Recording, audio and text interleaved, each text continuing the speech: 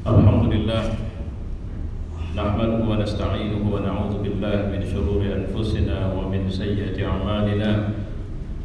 Asyhadu an la ilaha illallah wahdahu la syarika lah wa asyhadu anna Muhammadan abduhu wa rasuluhu la nabiyya ba'dah.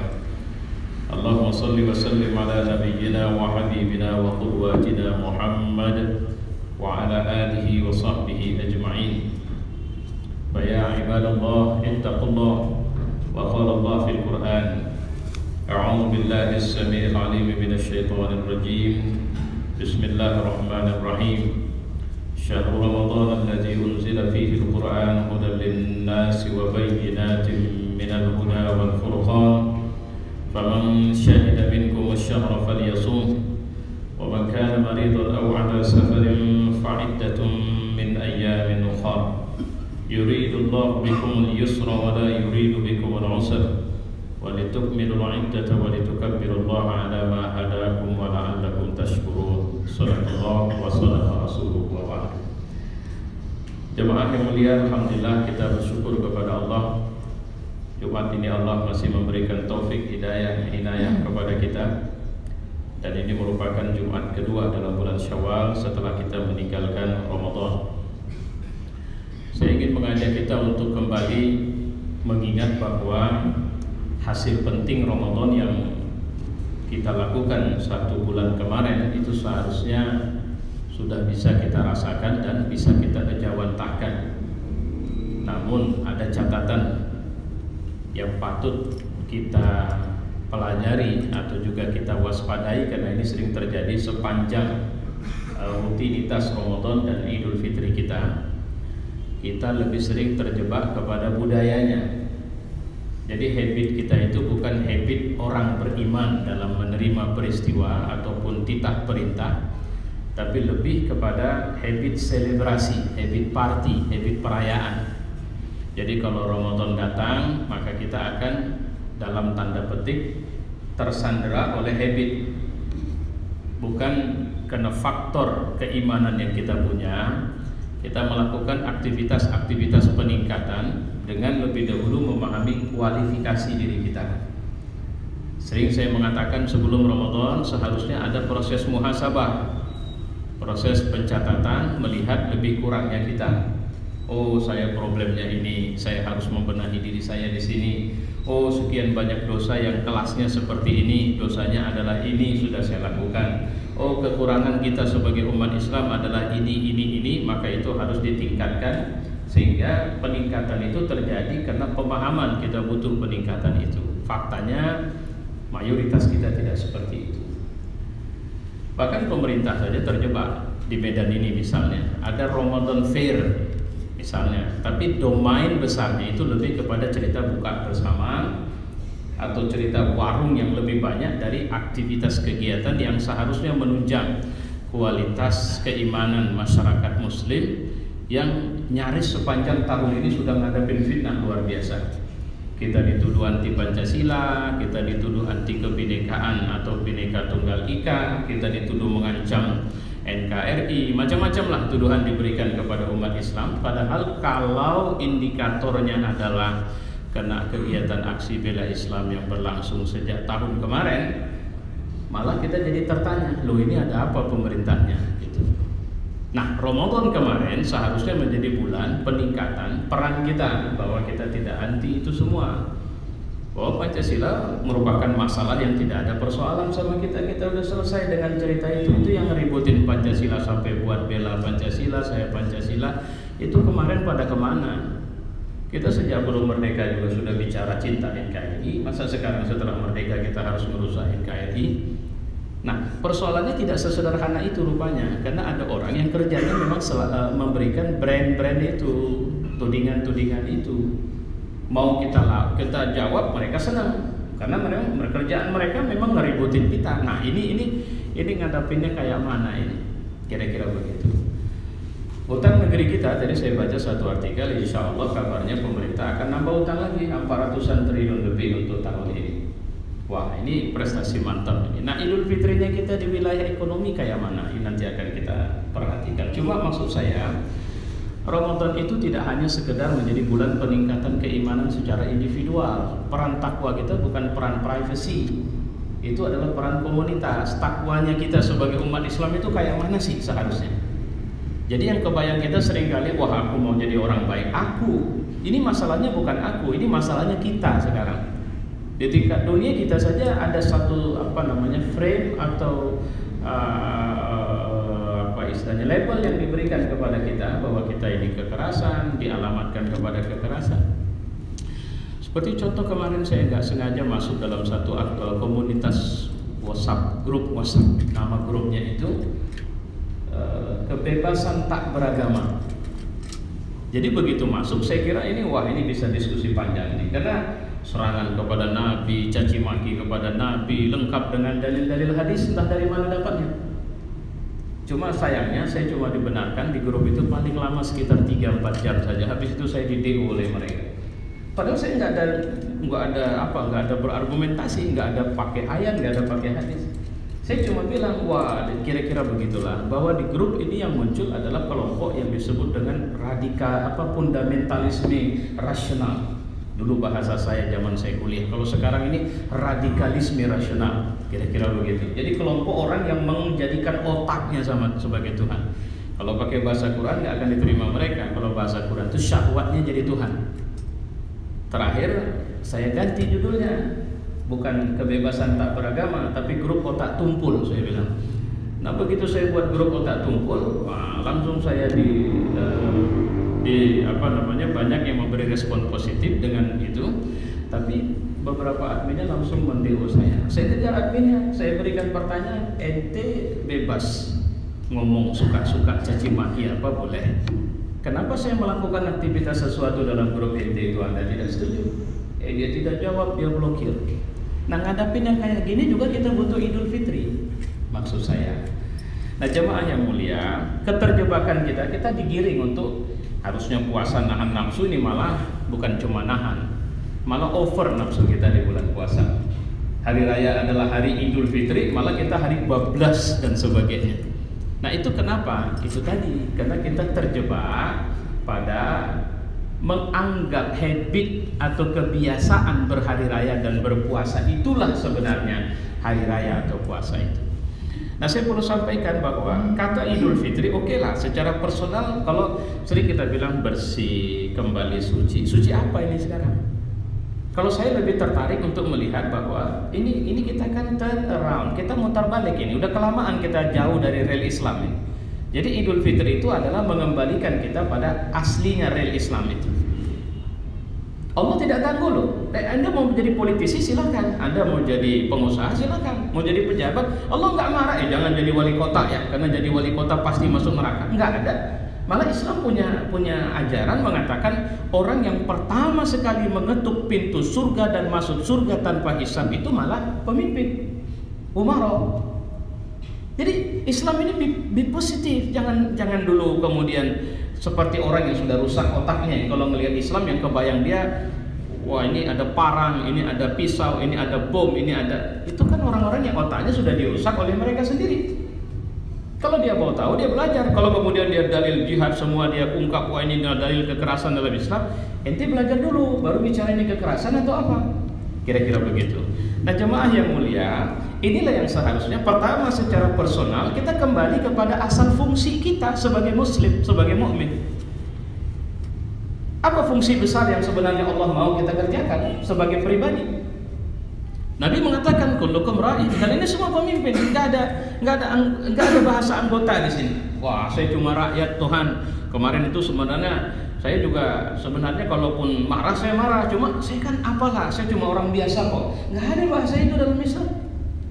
Ketika Umar menyerapkan RUU untuk mengatakan bahwa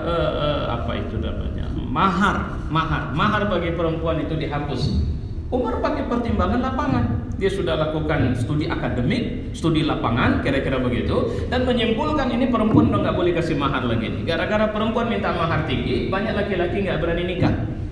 Atas Umar buat RUU, lagi sedang buat RUU, dari belakang seorang perempuan yang sudah tidak mungkin nikah lagi karena dia sudah tua.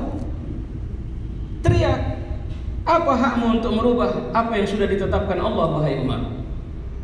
Orang semua berdiri. Ya gimana Umar? Itu kan presiden yang dikenal dengan Al-Faruq. Orang, jangankan orang, setan saja ngeri lihat dia. Kira-kira begitu. Nah, begitu nenek itu bicara, orang semua tegak mau menghentikan nenek itu supaya jangan teruskan. Umar bilang apa? Jangan kalian diamkan dia.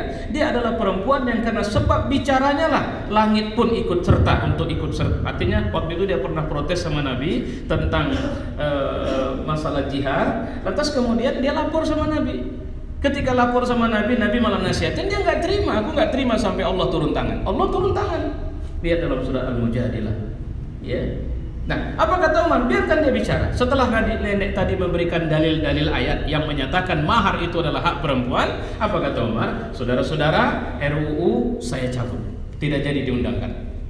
Artinya apa? Disinilah sebenarnya yang harus kita pahami bahwa seorang secara individual dalam Islam itu tidak terlepas, tidak bisa. Oh, saya cuma rakyat, saya cuma orang awam, saya nggak ngerti apa-apa dalam agama. Kalau nggak ngerti apa-apa, kenapa tidak belajar? Siapa bilang orang Islam kalau nggak ngerti apa-apa diam saja, jadilah bodoh terus? Tidak bisa, Anda harus belajar. Dan seorang guru tidak boleh menganggap bahwa dia adalah maksum. Saya tidak mungkin salah ya, saya ustadz loh. Nggak bisa. Anda ustadz, Anda juga manusia. Yang dijamin Nabi, dijamin Allah untuk tidak mungkin berdosa, tidak akan pernah bisa berdosa, dan karena dirawat. Bukan karena tidak punya instrumen apa istilahnya yang bisa membawa dia berdosa, tidak, tapi Allah jaga, Allah rawat dia. Itu Nabi.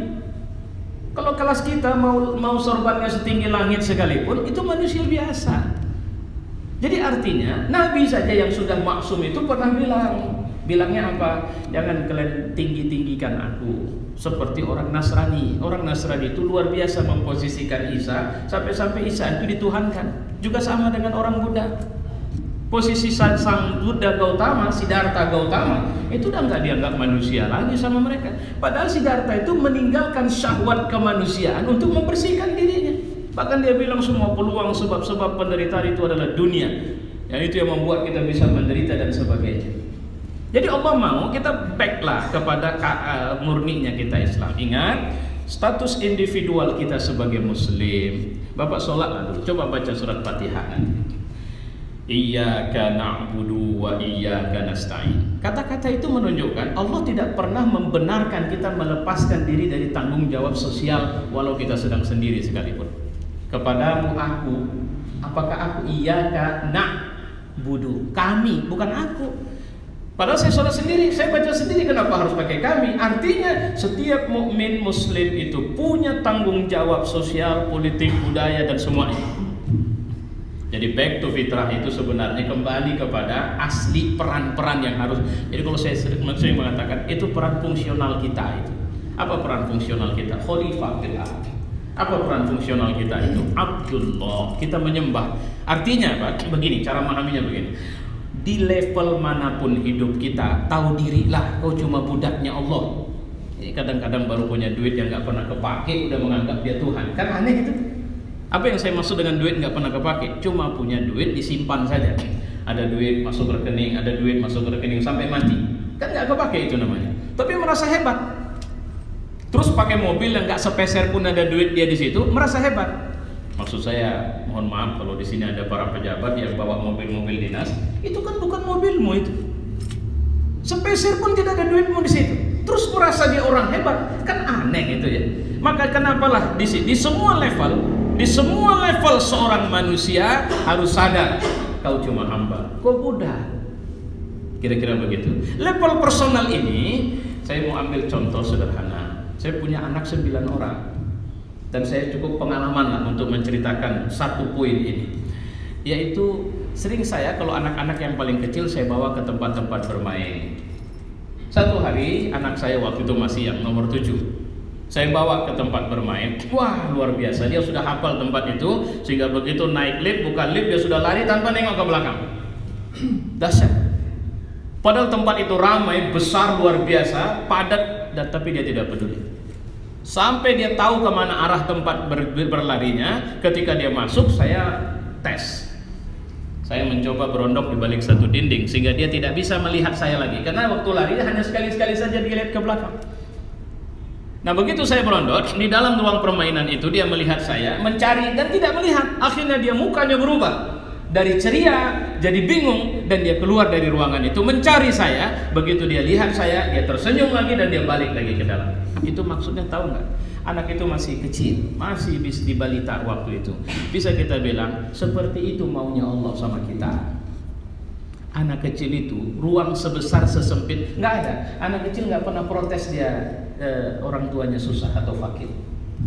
Ada pernah Bapak lihat anak kecil lompat digendong orang tuanya karena sebab ayahnya miskin, ketemu dengan orang bawa mobil terus teriak-teriak, "Pak, saya ikut bapak sajalah karena saya nggak betah sama ayah saya ini miskin." Nggak ada. Bahkan diambil pun sama orang kaya itu dia menangis. Kenapa? Karena dia lebih betah kepada walinya, kepada yang menjaganya, kepada orang tuanya. Dia tidak mau jauh dari orang tuanya. Begitulah anak-anak. Dan Allah mau kita kayak begitu. Mau profesional, mau hebat, mau tinggi, mau punya apapun hebatmu di antara makhluk, kau tetap butuh Allah. Allah mau kita silahkan lakukan apa saja, tapi meyakini bahwa Allah mengawasi kita. Atau kemudian itu kalau bahasa agama disebut dengan ihsan, an ta'budallaha ka'annaka tarah, fa in lam takun tarah fa innahu yara. Ini sebenarnya bahasa prinsip. Kau ibadah itu apa? Menjalankan peran-peran kemanusiaanmu, kau yakin kau melihat Allah.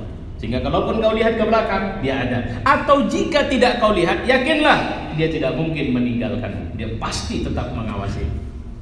Allah ingin kita balik ke fungsi ini. Baru kemudian apalagi yang harus Idul Fitri? Ekonomi kita. Lihat ekonomi kita kejebak pada riba, kejebak pada sistem kapitalis, belajar berutang, utangnya juga aneh. Sekarang kita dipaksa berutang, kemudian dengan bahasa-bahasa yang terkesan bahwa ini, ya cemanalah Pak, sudah begini ceritanya. Loh, cemanalah apanya? Yang punya duit kita. Kenapa kemudian kita melakukan transaksi yang Allah tidak suka? Sosial budaya kita, moral kita, birokrasi kita, itu harus Idul Fitri. Idul Fitri apa? Idul Fitri pada fungsi asal yang Allah mau. Kira-kira begitu. Di rumah juga, suami harus Idul Fitri, istri harus Idul Fitri. Orang tua harus Idul Fitri, anak harus Idul Fitri. Artinya apa? Terbangun tatanan, yang tatanan itu outputnya cuma satu aja, rahmatan lil alamin. Fa'tabiru ya ulil absar.